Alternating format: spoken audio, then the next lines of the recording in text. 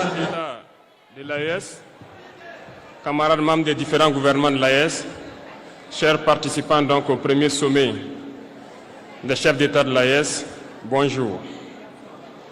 C'est un immense plaisir et un honneur de nous retrouver ici aujourd'hui, une date bénie, une date mémorable, le 6 juillet 2024, ici à Niamey.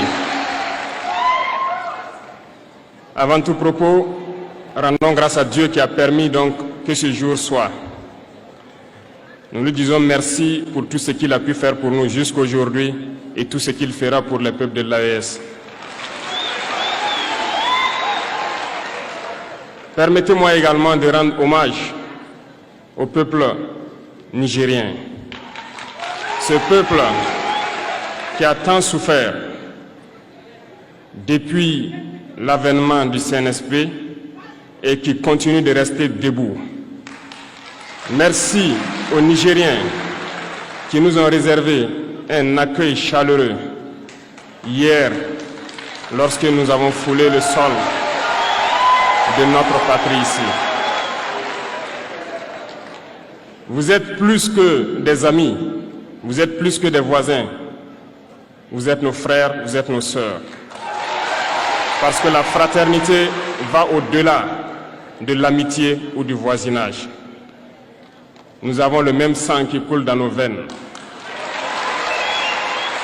Dans nos veines coule le sang de ces vaillants guerriers qui ont combattu et qui ont réservé ces terres que nous appelons Mali, Burkina et Niger. Dans nos veines coule le sang de ces vaillants guerriers qui ont aidé le monde entier à se débarrasser du nazisme et de beaucoup d'autres fléaux.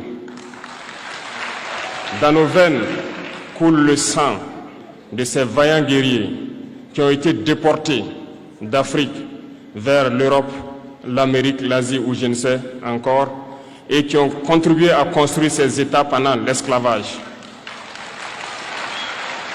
Dans nos veines coule le sang d'hommes dignes, d'hommes robustes, d'hommes debout. Et pour cela, soyons-en fiers et soyez remerciés d'être ressortissants de l'AES. L'Afrique, ce continent qui a tant souffert et qui continue de souffrir du fait des impérialistes. Ces impérialistes n'ont qu'un seul cliché en tête. L'Afrique est l'empire des esclaves. C'est comme ça qu'ils voient l'Afrique. Pour eux, les Africains les appartiennent. Nos terres les appartiennent. Nos sous-sols les appartiennent. Ils n'ont jamais pu changer de logiciel jusqu'à aujourd'hui. C'est déplorable. Mais comment procèdent-ils? C'est malheureusement depuis donc ces années 60 où ces simulacres d'indépendance ont été donnés à l'Afrique. Ils n'ont juste fait que placer des valets locaux à la tête, selon eux, de leur sous-préfecture, pour pouvoir continuer à les alimenter. Ces valets locaux que nous allons qualifier aujourd'hui d'esclaves de salon n'ont d'autre repère que de chercher à vivre comme le maître, à satisfaire le maître et à faire tout ce que le maître lui dicte. Ils volent, ils pillent nos États, amènent tout chez le maître et leur richesse est conservée chez le maître. Ils font tout pour vivre comme le maître et toujours le satisfaire. Lorsque le maître commande, ils exécutent. Savez-vous qui sont ces esclaves de salon? Eh bien, nous allons vous expliquer ce que c'est. Ce sont des individus qui n'ont aucune dignité, qui n'ont aucune morale, qui n'ont aucune personnalité. Mais le maître esclave a toujours su identifier ces individus. Ils sont toujours prêts à trahir leurs frères pour satisfaire le maître. Ils nous ont trahis depuis l'indépendance et d'autres continuent jusqu'à aujourd'hui à nous trahir au profit de leur maître. Ces individus continuent toujours, contre vents et marées, à piller l'Afrique, à aider le maître à piller l'Afrique. Ils se plaisent à le dire chaque année dans leurs sondages économiques. Le Burkina est le pays le plus pauvre, le Mali est le pays le plus pauvre, le Niger est le pays le plus pauvre. Nous sommes classés parmi les derniers.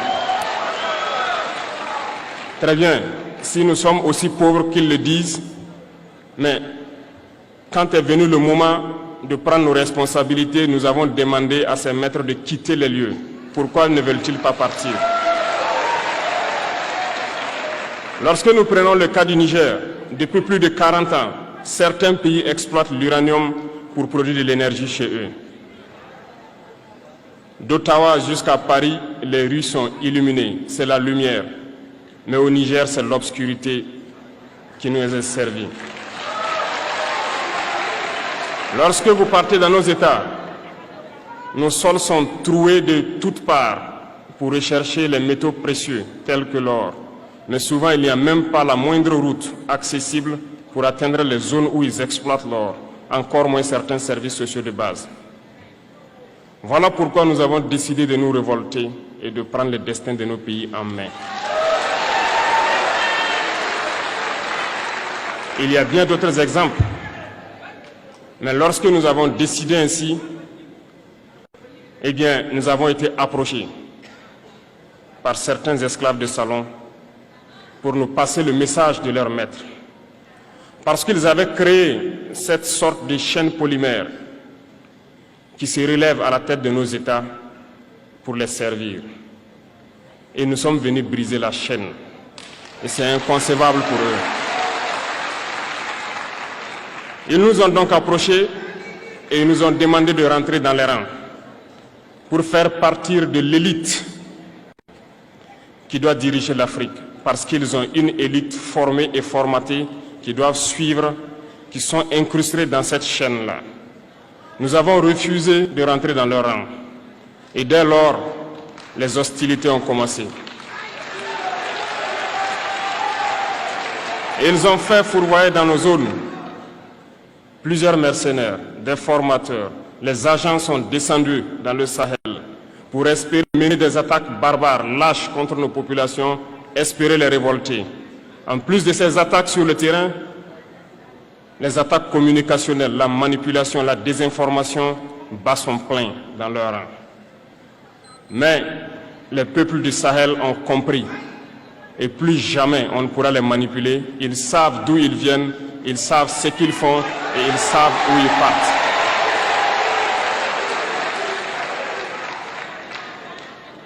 Nous n'allons plus permettre cela. Les gens sont éveillés et les gens se battent aujourd'hui, pas pour nous-mêmes, mais pour les générations à venir. Et merci à tous pour le combat qui est livré. Cela ne nous fait jamais pleurer. Nous n'allons pas trembler. Nous allons affronter. Nous allons nous battre pour l'indépendance réelle, pour notre liberté. Parce que pour faire peur au peuple de l'AES, ces individus n'ont que 3 termes dans la bouche: démocratie, liberté, droits de l'homme. Bien sûr, leurs valets locaux ne sont élus que dans un processus démocratique, libre et transparent selon eux leurs valeurs. Quoi de plus normal qu'on veuille nous imposer cela, parce que c'est eux qui édictent les règles. Très bien, nous avons décidé de nous assumer. Voilà pourquoi un 26 juillet 2023, lorsque le Niger a décidé de tourner la page, les esclaves de salon et leurs maîtres sont montés sur les grands chevaux. Ils ont mis leurs valets locaux en avant et ont décidé de mener une guerre contre le peuple nigérien. Nous avons donc dit, quiconque osera s'en prendre au Niger nous aura en face, parce que nous mènerons une guerre sans merci jusqu'à la dernière goutte de sang pour quiconque osera s'attaquer à nos États. Cette parole, cette décision que nous avons eue hier est d'actualité aujourd'hui et sera d'actualité demain et pour toujours. Ainsi naquit l'AES le 16 septembre 2023 dans une architecture de défense mutuelle. Mais nous avons jugé nécessaire de prolonger et d'agrandir donc l'architecture de l'AES. Ce qui nous rassemble aujourd'hui doit nous permettre d'aller sur d'autres terrains en plus de la défense, notamment les finances et l'économie, les infrastructures, la santé, l'éducation, bref, j'en passe. Je souhaite donc que ces moments soient pour nous une histoire que nous allons écrire pour l'AES, mais surtout pour l'Afrique et pour le monde entier. Que Dieu illumine tout un chacun de nous. Que Dieu nous inspire dans ces tâches qui nous sont confiées. Et surtout, que lorsque nous faisons tous nos travaux, que nous ayons en tête une seule chose, l'intérêt suprême de nos populations. Sur ce, nous prions encore une fois de plus, bon Dieu, qu'il nous accompagne tous dans nos différentes tâches, qu'il protège nos combattants, qui, grâce à eux, nous permettent d'être assis ici et d'échanger autour de l'avenir de nos États.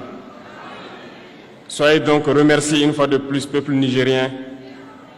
Soyez unis et solidaires, peuple de l'AES, la patrie ou la mort.